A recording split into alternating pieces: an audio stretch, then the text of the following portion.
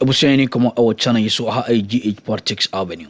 Podcast also trainer be quiz make headlines na jembre na EDB exum wo ni dim ayana otimi abeka ebusian ko no subscribe efama me yenko eye political highways mu de ewura eye Hopson Adorge aksoye onuam obawura eye civil servant for asoye no wa check say hey ye kaketa se she pro ye padia na eye civil servant for no omu pa na pokro no pa enya asem kotoa ewo krom ase na amonyefo de mo de ne mpode ase mo nheda no do mo ho nti na ya na no ma bi piepia bonten so ne ade na dream ni kata se she ne proya koso ewo eye civil servant for aso eye no onua axifim abrantia ne jemre owura ne jemre ewo eye joy news news reviewer otimi dance nsem sei ene de chance a dia medo ebo ewura hosisie yanko nsem nim.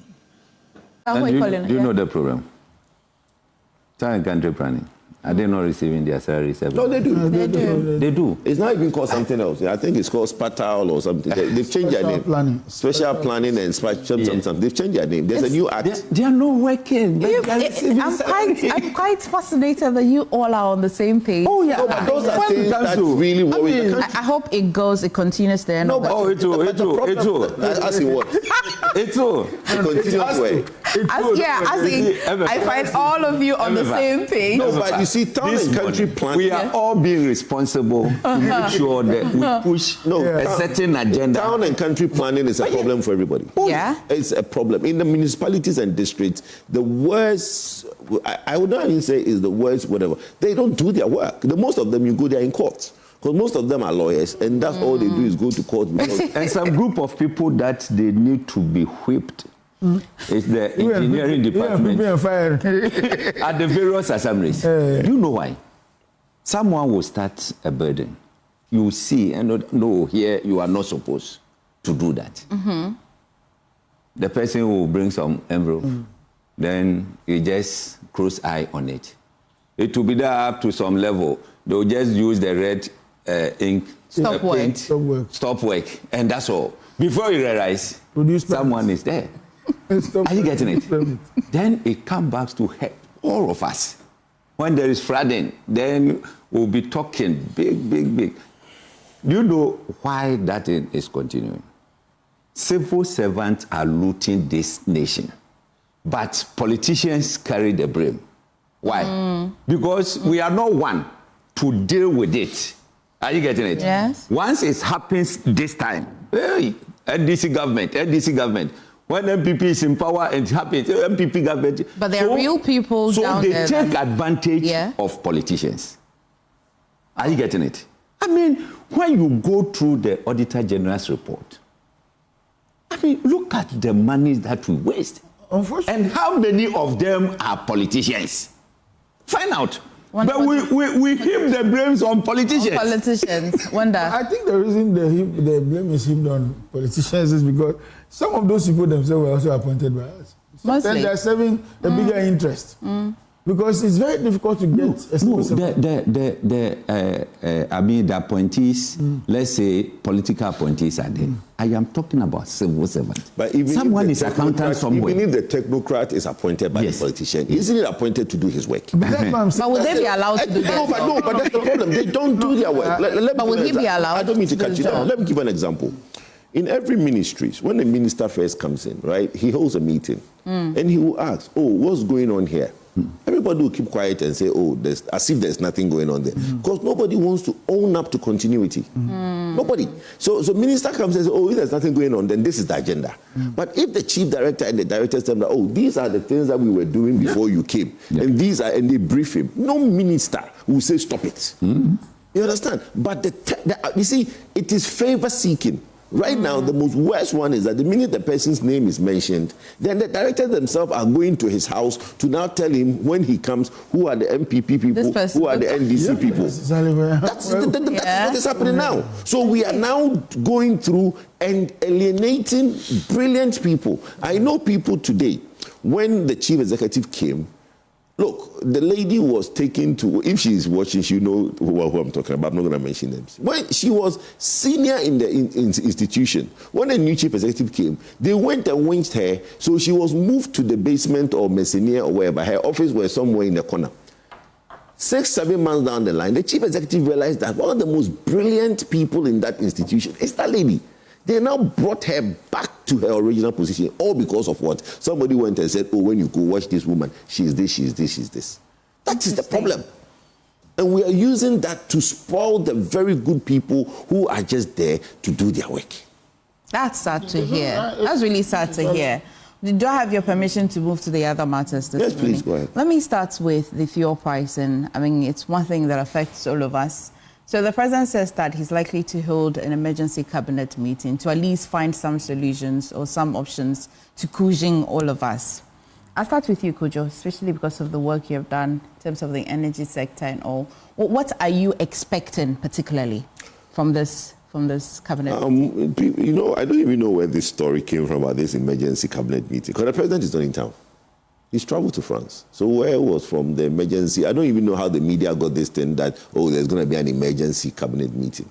His team is there. They've not debanked it. Well, that's fine. But I'm saying that if there was an emergency, cabinets are on Thursday. I don't know. I think Thursday or Wednesday is cabinet, which is tomorrow or Thursday. Mm-hmm. So if there's going to be an emergency cabinet meeting, that means there should be one today.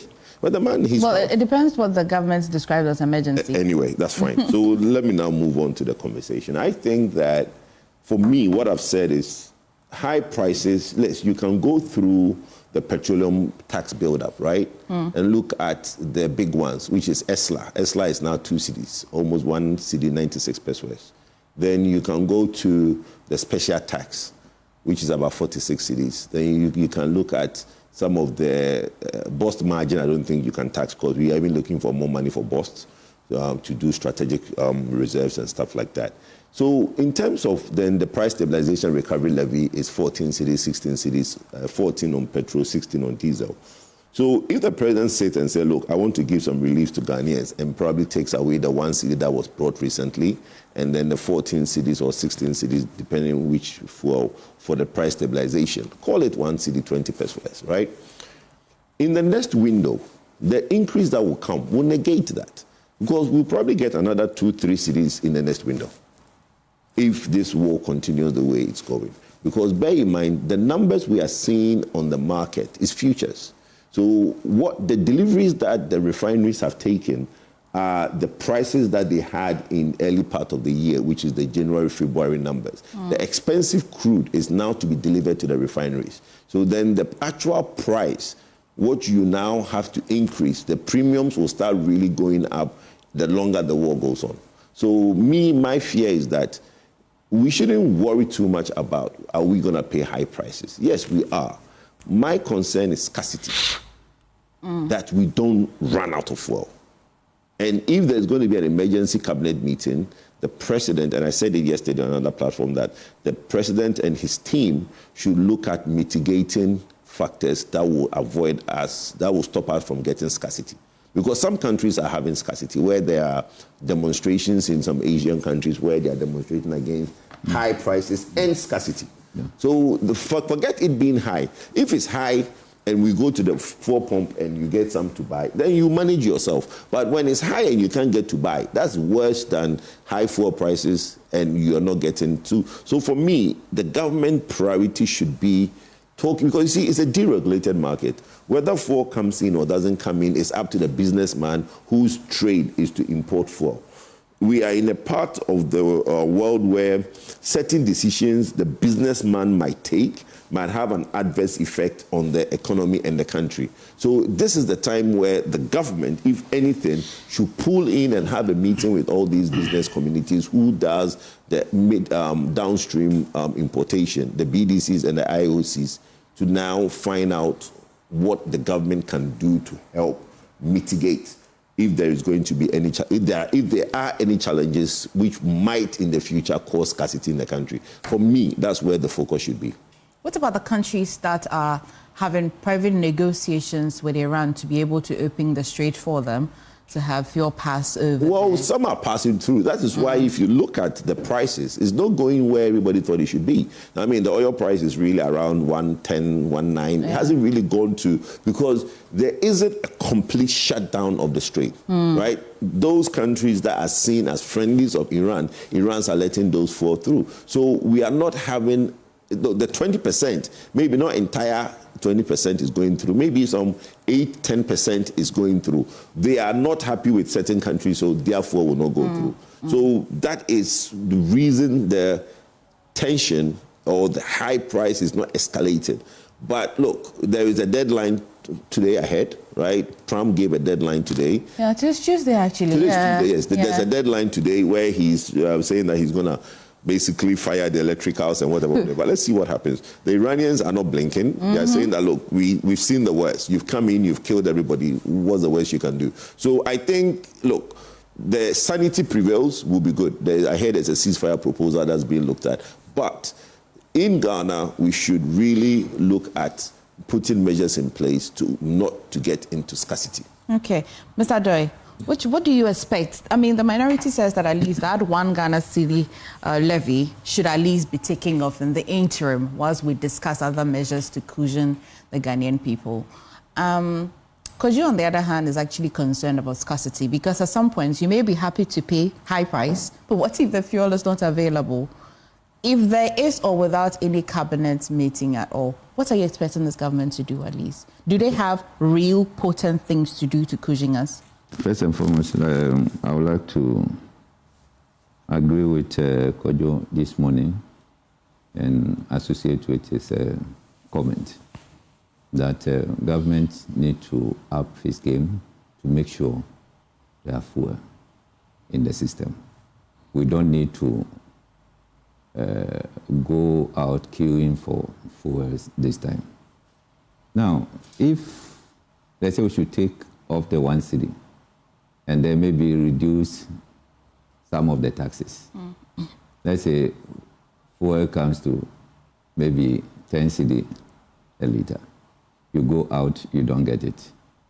And then fuel is being sold 20 cedis a liter. You can get it every day. Which one will Ghanaians prefer? So we don't pray that it goes up, but we should make sure. I listened to MPA boss, and he was giving a strong assurance that at least we have some 6 weeks cover, and the diesel about 5 weeks or so. And we are also hoping to get some of the fuels in town in the shortest possible time. So we are praying that at least government should focus on getting the fuel in the system so that at least when you move out, you should be able to get fuel, buy and go. Don't go and go, oh, we are waiting for this, we are waiting for that. No, that one, we are not expecting that. As is happening in other countries and other things, I think Ghana, we are better placed now. Though very expensive, but I mean, appeal to Ghanaians, let's manage it and pray that the war over there ends so that at least we go back to our normal thing. And we are also seeing the price this way because of some kind of stabilization in our cedi dollar relationship. Had it not been that, like the price could have been higher than what we are seeing today. Once the cedi has been able to appreciate against the dollar, it is also helping in this pricing. So, Ghanaians, let us pray and hope for the better, that in the nearest future, like Trump was saying, they should be able to end this war so that we go out on our normal duties without saying I don't have fuel, so I couldn't go to work, I couldn't travel, and all those kind of things. We need fuel in the system, and government should make sure we get it. For the pricing there, let's forget it. Those who are saying we should take off the one cedi temporary and then come back when? I mean, there's no need to take it off if only it will come back. I mean, let's leave it like that. Mind you, as we are facing this, we also have another problem to solve, that one cedi. We also use it to buy crude to power our generators, to give us light. So if we take it off and we are not able to buy crude, and then doomsday starts, what happens? One experience in my hometown, Atiabi, and this one, I am making special appeal to the Minister of Energy and then Electricity Corporation of Ghana that Akachi District, they should, investigate the ECG office. Remember, we can be there, then the light off. In 30 minutes on. Oh, the 45. The kids are on excursion. Wait, 45 minutes off. And every weekend, by 6 p.m., they put it off, unless the following morning. Then they don't have to investigate only they have to investigate Adenta as well. I know my suspicion. That's why I'm saying that. What are you suspecting? What are you suspecting? I'll not. Oh, say it. I don't want to. The kids, we are told on and off. The kids are on exhibit. The kids go and visit. Last Sunday, it went off. I called the regional minister. You know, the regional minister comes from Achabi. I said, look, minister, what is happening here? Every weekend off like that. And minister also told us that we have excess capacity. So why this off? No, but you should call the district. You should call the district engineer, not the regional minister. No, I don't have the district engineer. So I did that, and in less than 20 minutes, it's been resolved. It came back upset this morning when I was leaving. It's on. And then, Kojo, what you are saying could be true. The children were on excursion. The children were on excursion. Are you getting it? Problem. So later on, I contacted someone, one of the regional managers of electricity, and requested for the district managers. The district manager would be the best person. He gave it to me. I've not called him yet, but I'll be doing that. Okay. And then find out why all these things. Are you getting it? Okay. At times, we should not be doing this to put people in difficulty. No. We have the capacity there. Then someone will sit down and then at his own decide to just press it and then off and on. Why? So I will appeal to the minority. If the one CD they are advocating for, if it will come back, then it's better we leave it. What if it will not come back at all? Then if it will not come back, if we take it out, will it harm us in any way? If it will not come back, how are we going to solve the problem? Power. Okay. That's why I am saying that it's better we leave it there. Okay. So that at least it will help pushing. Wanda, you've heard both Mr. Adorge and you've heard Kujo as well. Yeah. So on this energy bill, I do not think the worst, is going to happen. Yes, sir. I know, and we have all been told that a lot of negotiations is going on between feuding parties. Like we're told also that the strait is not completely closed, and therefore there are some movements here and there. Then coupled with at least a good management of the CD, I think we're seeing some stability in terms of the pricing. Fuel price is no longer, a determination by the government. We have deregulated somewhere 2014 or 2013, and so it could not be the case that, unless for the weaker management of the economy, then you start seeing, even though it's deregulated, largely all the factors that are causing the push are government-related. For instance, a weaker CD will run through all the charges. We have introduced some 1 Ghana cedis per liter and all that. If we don't manage it well, all that is waste. If you go to issues like what normally you would get from, as benefit like the road fund levy and all that, you look at all the other components, you realize that if one event, which is the poor management of the CD, will run through all of them. So I see some stability and we can make progress with that. I'm told my brother. We ain't some who do cause channel so mammy and all the so JMD that Sunday so body, the Dumbi Edomiani, yeah, be saying about a room.